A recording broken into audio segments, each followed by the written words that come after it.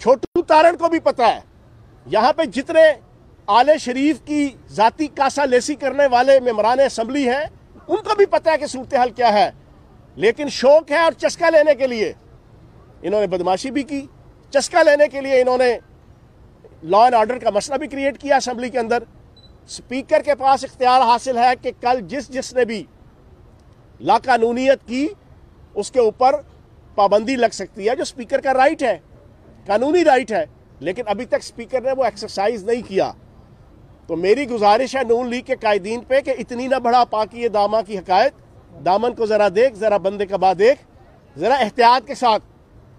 कानून कल्ला तुसी नहीं पढ़े आया, और बोलना और जनाब ज़बान कलाम और हाथों के ज़रिए से हर किस्म की जनाब धौंस धांधली दबश सिर्फ आप ही नहीं जानते, सारों को पता है। हम भी सियासत के सारे मराहिल तय करके आए हुए हैं, स्टूडेंट पॉलिटिक्स से लेके यूथ और प्रैक्टिकल पॉलिटिक्स। यहाँ पे जितने मेंबरान असेंबली ट्रेजरी बेंचेस के हैं उनको सब कुछ पता है, लेकिन हम कानून के और इखलाक के पाबंद हैं।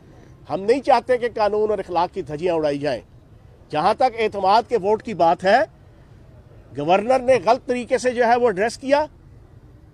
हम गवर्नर के इस इल्लीगल एक्ट को मानने को तैयार नहीं है। हमारा मौक़िफ़ बड़ा क्लियर है। 41वां 42वां इजलास चल रहा है, गवर्नर को कहो खुदा का वास्ता है पहले 41वां इजलास तो जो है प्रोरोग कर लो। अभी तक 41वां इजलास प्रोरोग नहीं किया इन्होंने।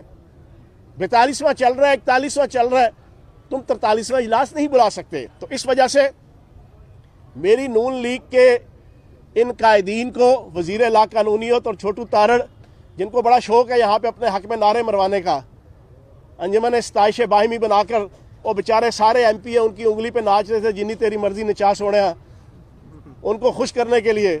और मैंने वो 1 घंटा इनकी शेर और इनकी जनाब के नारे सुन के, और फिर जो गुंडागर्दी, बदमाशी और लाकानूनियत और जनाब मुकद्दस सफ़ात की बेहुरमती देखने के बाद जब मैंने खड़े होकर आईना दिखाया कि असल में ये शेर नहीं, एक मूंछों वाला बांदर है और एक 16वें ग्रेड की लुमड़ी है, तो जनाब उज़्मा बुखारी साहिबा से लेके और बाकी लोगों को बड़ा गुस्सा चढ़ा, बड़ा पाउंड जनाब उन्होंने पठाया जनाब।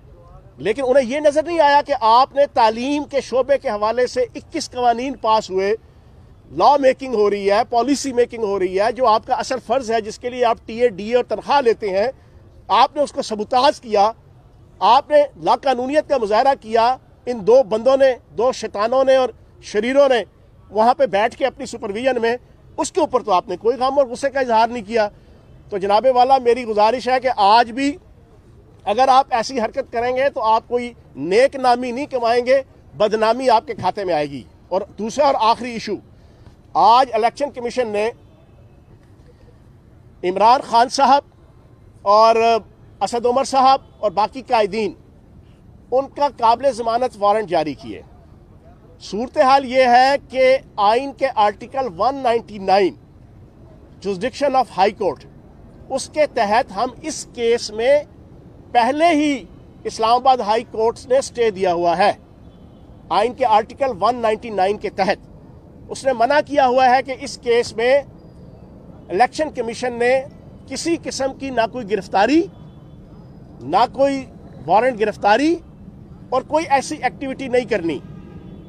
फिर दूसरी चीज ये कि इस केस की पेशी 17 जनवरी की थी, लेकिन इलेक्शन कमीशन का इंटेंशन ये देखें कि उन्होंने यकदम इसको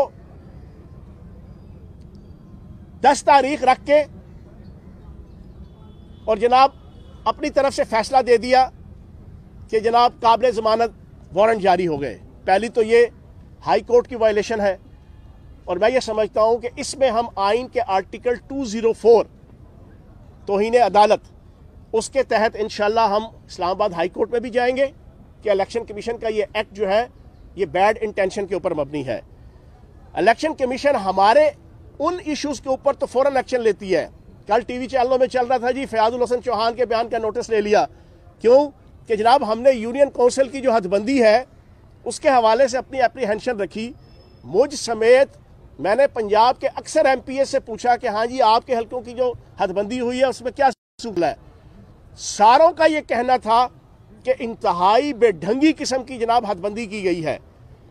एक इलाका जो है वो अगर 10 इलाकों में 25-25 मील दूर, 30-30 मील दूर जनाब का इलाका जो है वो एक यूनियन काउंसिल के अंदर शामिल कर दिया गया, जिसका लेना देना ही नहीं है उस इलाके का उस यूनियन काउंसिल की बाकी आबादी के साथ। इस किस्म की और बहुत सी जनाब डिस्क्रिपेंसीज हैं जो यूनियन काउंसिल की हदबंदी के अंदर हुई। हमने उसके ऊपर ऑब्जेक्शन क्रिएट किया। बीइंग अ पॉलिटिशियन, इलेक्शन हमने लड़ना है, सियासत हमने करनी है, हमारा राइट है कि इलेक्शन, हदबंदियां, कॉन्स्टिट्यूएंसीज, इसके ऊपर हम अपनी राय दें। हमने राय दी तो उसके ऊपर जनाब बड़ा रिएक्शन आता है। इसी तरीके से पार्टी की बाकी लीडरशिप भी अगर इलेक्शन कमीशन के इन एक्ट्स के ऊपर कोई गुफ्तगू करती है तो उसके ऊपर बड़ा फौरी तौर पे जनाब रिएक्शन आता है। लेकिन ये चीज़ मैं ये समझता हूं कि इलेक्शन कमीशन क्या ये देखेगा कि आपके पंजाब असम्बली के अंदर पिछले 9 महीनों में जो पुलिस फोर्स अंदर ला के पार्लियामेंटेरियन को मारा पीटा गया, उसके ऊपर भी कोई एक्शन लिया जाएगा?